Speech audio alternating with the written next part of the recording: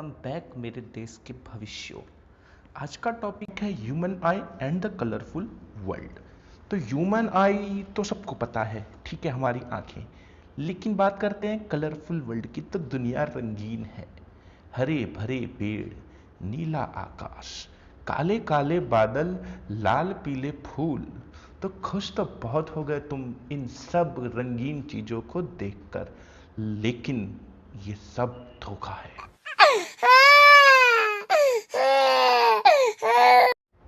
कैसे धोखा है? एक्चुअली में कलर जैसी कोई चीज होती ही नहीं है। सारा का सारा खेल है लाइट का, ठीक है। तो जो भी चीजें आप अपने आसपास देखते हो, वो अगर आपको रेड दिखती है, वो अगर आपको ब्लू दिखती है, या जिस कलर की भी दिखती है, वो उस कलर की नहीं है। एक्चुअली में उस सरफेस से रिफ्लेक्ट होकर जो लाइट आपकी आंखों में एंटर हो रही है, उस लाइट की वजह से वो ऑब्जेक्ट आपको उस पर्टिकुलर कलर की दिखती है या दिखता है, ठीक है। तो ऑब्जेक्ट का खुद का कोई कलर नहीं है, वो ऑब्जेक्ट बस लाइट को रिफ्लेक्ट करते हैं, और जिस इंटेंसिटी की, जिस वेवलेंथ की, जिस एंगल से लाइट आपकी आंखों में एंटर होगी, वो ऑब्जेक्ट आपको उस तरह का दिखेगा। तो इसको समझने के लिए आप ऐसे भी समझ सकते हो कि जैसे फॉर एग्जांपल आप कभी कोई डार्क ब्लू या वायलेट कलर की ड्रेस में फोटो खिंचवाया हो, और आपने बड़े शौक के बाद जब फोटो देखा तो फोटो में आपकी ड्रेस ब्लैक कलर की दिख रही है। या फिर आपने डार्क रेड कलर की ड्रेस में फोटो खिंचवाया है, फोटो में आपकी जो ड्रेस है वो ब्राउन कलर की दिख रही है। तो क्या आपके साथ कभी ऐसा हुआ है? और अगर हुआ है तो मतलब है कि आपके फोन का कैमरा बहुत ही अच्छी क्वालिटी का नहीं है। और अगर आपके साथ ऐसा नहीं हुआ, मतलब आपके कैमरे में दम है, ठीक है। तो एक्चुअली में कितना भी अच्छा कैमरा हो, ठीक है, वहां थोड़ा तो प्रॉब्लम होता है, ठीक है, क्योंकि सब कुछ डिपेंड करता है लाइट पर। तो आसपास सराउंडिंग में लाइट कैसा है, उस पर भी आपकी फोटोग्राफ डिपेंड करती है। तो अब इस चीज को और डिटेल में ना डिस्कस करके चलते हैं मेन टेक्स्ट बुक के मुद्दे पर, जहां है हमारा टॉपिक ह्यूमन आई। तो ये ह्यूमन आई है क्या? ह्यूमन आई है हमारा एक तरह का फोटो कैमरा। ये हमारा आई जो है वो एक कैमरा की तरह वर्क करता है। कैसे? तो चलते हैं कुछ साल पीछे। ये है एक पुराना कैमरा जो पहले यूज होता था। आजकल तो डिजिटल आ गया है, तो उससे तुमको ज्यादा अच्छे से समझ में नहीं आएगा, पर ये कैमरा तुमको बहुत कुछ समझा सकता है। तो देखो इस कैमरे को। इस कैमरे में सामने की तरफ है लेंस, ठीक है। ये लेंस का काम क्या है? ये लेंस का काम है जो भी आसपास की लाइट है उसे कलेक्ट करना, ठीक है। तो जिस एरिया को आपने कैप्चर करना है, जिस चीज को आपने फोकस किया हुआ है, उस एरिया से आने वाली लाइट को ये लेंस कैप्चर कर लेता है, और फिर ये लाइट को भेज देता है अंदर। कहां पर? एक नेगेटिव फिल्म के ऊपर। अंदर एक फिल्म होती है, अगर आपको नहीं पता हो तो बता दूं, इस तरह की एक फिल्म आती थी पहले, जो इस फिल्म रोल को इस कैमरे में भरना पड़ता था। तो वो रोल जो है, उसके अंदर ही जो फिल्म है, जो भी लाइट कैप्चर होता है, जो इमेज बाहर से आई है लाइट के फॉर्म में, वो लाइट की इमेज इस रोल पर बनती है या इस फिल्म पर बनती है। ये फिल्म जो है लाइट सेंसिटिव सरफेस होता है, इसके ऊपर ऐसे केमिकल्स लगाए जाते हैं जो लाइट को सेंस करते हैं। तो जो भी इमेज आपकी रेडी हुई, फिर उस इमेज को फर्दर प्रोसेस करना पड़ता है, और फिर फाइनली एक फोटोग्राफ रेडी होता है, ठीक है। तो वैसे ही ना, जैसे इस कैमरा में लेंस है, वैसी हमारी आंखों में भी लेंस है। वो लेंस कैसा है? तो देखते हैं डायग्राम में। तो अब आपके सामने है आई का डायग्राम। अब ये देख सकते हो, आपकी हमारी जो आंखें हैं वो ऑलमोस्ट स्फेरिकल है। पूरी तरह से तो स्फीयर नहीं है, पर फिर भी ऑलमोस्ट स्फीयर है। इस स्फीयर का डायामीटर है 2.3 सेंटीमीटर, और एक हिस्से में आप देख सकते हो कि ये बल्ज्ड है। बल्ज्ड है मतलब थोड़ा सा एक तरफ से उठा हुआ है, इसमें थोड़ा सा उभार है, ठीक है। इस पोर्शन को हम कहते हैं कॉर्निया। कॉर्निया का काम क्या है? जो भी लाइट हमारी आंखों में एंटर होती है, वो सारी की सारी लाइट का लगभग पूरा हिस्सा यहीं पर रिफ्रैक्ट हो जाता है, यानी कॉर्निया लाइट का रिफ्रैक्शन करवाता है। मोस्ट ऑफ द लाइट का रिफ्रैक्शन कॉर्निया ही करवाता है, जो कि ये बल्ज्ड तरह का आपको दिख रहा है। इसके पीछे है क्रिस्टलाइन लेंस। लेंस का काम है फाइन एडजस्टमेंट्स प्रोवाइड करना। फाइन एडजस्टमेंट्स का मतलब क्या हुआ कि जैसे कॉर्निया ने सारा रिफ्रैक्शन तो कर दिया पर 100% रिफ्रैक्शन नहीं करवा पाया, यानी कि अगर आपकी आई लेंस ना हो तो आपको जो इमेजेस हैं वो थोड़ी धुंधली दिखेंगी। तो फाइनल जो प्रोसेसिंग है, जो थोड़ी बहुत कमियां रह गई हैं लाइट के रिफ्रैक्शन में, उस रिफ्रैक्शन को पूरा कर देता है कौन? हमारा आई लेंस। ठीक है, तो ये फाइन एडजस्टमेंट्स का काम करता है। अब आप देख सकते हो कॉर्निया और लेंस के बीच में लिखा हुआ है एक्वस ह्यूमर। ये एक्वस ह्यूमर क्या है? ये एक तरह का फ्लूइड है, एक तरह का लिक्विड टाइप का सब्सटेंस है, जो कि हमारे जो भी आई के पार्ट्स हैं, चाहे लेंस हो चाहे कॉर्निया हो, इन सब को न्यूट्रिशन प्रोवाइड करता है। इनको जो भी प्रोटीन्स या जो भी रिक्वायरमेंट है वो सारी चीजें ये एक्वस ह्यूमर प्रोवाइड करता है। इसके अलावा हम देख सकते हैं कि हमारी आंखों में है इरीज। ये इरीज का काम क्या है? इरीज आप देख सकते हो एक तरह का मस्कुलर डायाफ्राम है।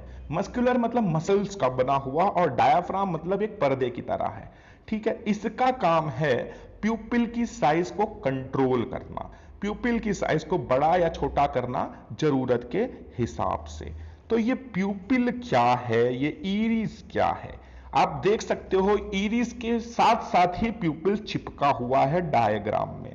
ठीक है, तो भी नहीं समझ में आ रहा है, तो नहीं समझ में आ रहा है तो बच्चों ये वाला डायग्राम देखो, इसमें समझ में आ रहा है, राइट? इसमें जो आपको एक ब्लैक टाइप का दिख रहा है, होल जैसा चीज दिख रहा है, वही है हमारा प्यूपिल। और इसके अगल बगल जो आपको ब्लूइश जैसी चीज दिख रही है वो है हमारा इरीज। ठीक है, तो इरीज और प्यूपिल आपस में चिपके हुए हैं। तो बेसिकली प्यूपिल एक तरह का होल है। ठीक है, वो है कुछ नहीं, बस वो होल है, गैप है। ठीक है, तो वो ब्लैकिश क्यों दिख रहा है? ब्लैकिश वो इसलिए दिख रहा है क्योंकि जो भी लाइट एंटर हो रही है उसमें वो लाइट बाहर नहीं आती, वहीं पर एब्जॉर्ब हो जाती है या उसका डिफ्यूजन हो जाता है। इसकी वजह से वो हमको ब्लैक दिख रहा है। कोई भी चीज हमको ब्लैक तभी दिखती है जब उस पर पड़ने वाली लाइट वापस रिफ्लेक्ट होकर नहीं आती, इसलिए वो हमको ब्लैक दिखता है। यही कॉन्सेप्ट ब्लैक होल्स का भी है, जो हम फिजिक्स में ऑलरेडी कई लोगों को तो पता भी होगा, और जिसको नहीं पता जाके पढ़ लो। तो ब्लैकिश कलर का रीजन दिखने का यही रीजन है, समझे? अच्छा, अब होता क्या है एक्चुअली में? ये जो इरीज है, अगर इरीज रिलैक्स हो जाए, रिलैक्स हो जाए मतलब अपने आप को लूज कर दे, जब ये लूज हो जाता है तो प्यूपिल का जो साइज है वो छोटा हो जाता है। तो जब इरीज रिलैक्स हुआ मतलब इरीज का साइज बड़ा हो जा रहा है और प्यूपिल का साइज छोटा हो जा रहा है। जब प्यूपिल का साइज छोटा हो गया तो उसमें एंटर होने वाली लाइट कम हो जाएगी, मतलब तब कम लाइट एंटर हो पाएगी आंखों में।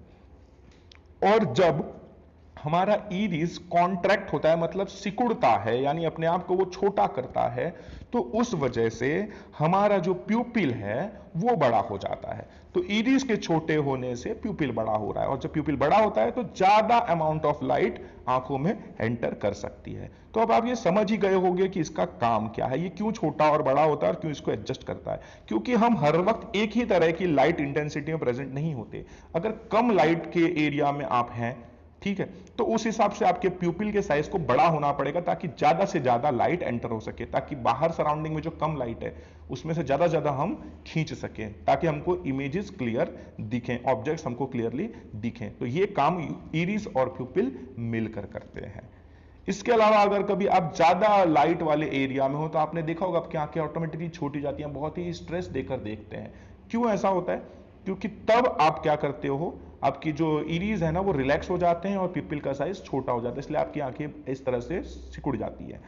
तो ये है फंडा लाइट कंट्रोल करने का। तो अगर आपसे कोई पूछे कि भैया लाइट कंट्रोल करने का काम करता कौन है, इरीज या प्यूपिल, तो हम कह सकते हैं दोनों करते हैं।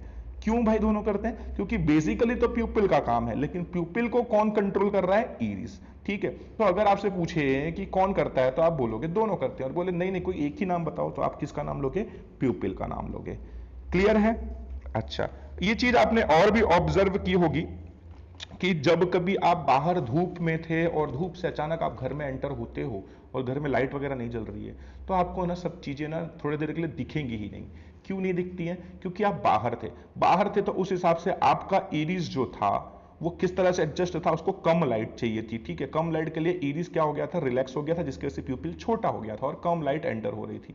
लेकिन आप जैसे ही घर में आए तो घर में ऑलरेडी कम लाइट है, और आंखों में फिर से कम लाइट ही जा रहा है, तो कम का और कम गया, तो आपको चीजें अच्छे से दिखेंगी नहीं, अंधेरा अंधेरा दिखेगा। लेकिन धीरे धीरे इरीज ये सेंस कर लेता है, ठीक है, कि लाइट कम है, तो वो फिर अपने आप कॉन्ट्रैक्ट होता है और प्यूपिल के साइज को बड़ा कर देता है, और फिर ज्यादा अमाउंट ऑफ लाइट एंटर होने लगती है और आपको चीजें क्लियरली दिखने लगती हैं, ठीक है। इसके अलावा ये लाइट को कंट्रोल करना क्यों जरूरी है? लाइट को कंट्रोल करना इसलिए जरूरी है क्योंकि अचानक अगर आपकी आंखों पर बहुत ज्यादा लाइट पड़ जाए तो आपकी रेटिना डैमेज हो सकती है, क्योंकि हमारी रेटिना जो है वो बहुत डेलिकेट होती है, सारा इमेज जो बनता है वो रेटिना पर बनता है। तो अगर रेटिना डैमेज हो गई तो आदमी अंधा हो जाएगा, तो इसलिए भी लाइट को कंट्रोल करना बहुत जरूरी है।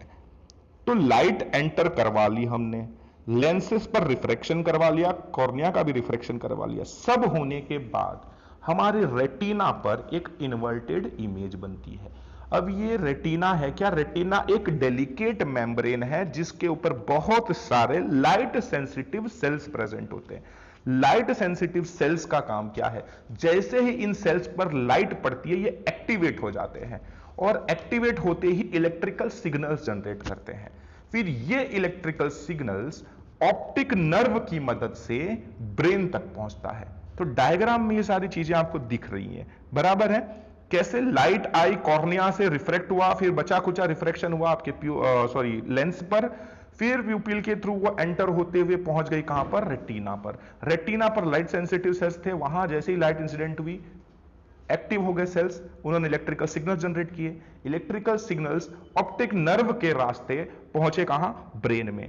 ब्रेन अब इन सिग्नल्स को प्रोसेस करता है और उस हिसाब से समझता है और बताता है कि सामने खड़ी जो चीज है वो गधा है या घोड़ा। तो कुल मिलाकर हमारी आई का फंक्शनिंग कुछ इस तरह का होता है। और जैसा मैंने आपको वीडियो के पीछे पोर्शन में बताया कि जो ह्यूमन आई है वो एक कैमरा की तरह बिहेव करती है, तो उसे थोड़ा और अच्छे से समझ लेते हैं। तो कंपैरिजन करते हैं हम कैमरा और आई का। तो कैमरे में जो लेंस है, लेंस एक लेयर की लेंस, यानी एक लेंस या दो लेंस भी हो सकते हैं। तो ये जो लेंस करते हैं, क्या करते हैं लेंस? ये लाइट का रिफ्रैक्शन करते हैं। सेम हमारी आंखों में भी ऐसे लेंसेस हैं, यानी कि कॉर्निया और जो हमारा आई लेंस है, इनका भी काम क्या है? रिफ्रैक्शन का। तीसरी बात आ जाती है फिल्म की, नेगेटिव फिल्म की, जिस पर इमेज बनती है। लाइट जो आता है, लाइट इस फिल्म को हिट करता है। तो जैसा ये फिल्म है वैसे ही हमारी आंखों में होती है रेटिना, वो भी एक तरह की फिल्म है। अब इस फिल्म पे, जो कैमरा की फिल्म है, इस पर केमिकल्स लगे हुए हैं जो कि उस फोटो एक्टिव सेल्स, यानी कि लाइट एक्टिव सेल्स जो हमारी रेटिना पर प्रेजेंट होते हैं उसकी तरह बिहेव करते हैं। यानी जब इस केमिकल पर लाइट पड़ती है तो कुछ हिस्सा, जिस हिस्से पर लाइट पड़ती है वो हिस्सा इल्यूमिनेट हो जाता है। सेम हमारी आंखों में रेटिना में होता है, जब लाइट कुछ हिस्सों पर पड़ती है तो उस हिस्से पर जो सेल्स प्रेजेंट है वो एक्टिवेट हो जाते हैं और इलेक्ट्रिकल सिग्नल जनरेट कर देते हैं, ठीक है। तो ये एक इमेज बनी आपकी कैमरा की फिल्म पर, और वैसे ही इमेज बनती है हमारी रेटिना पर।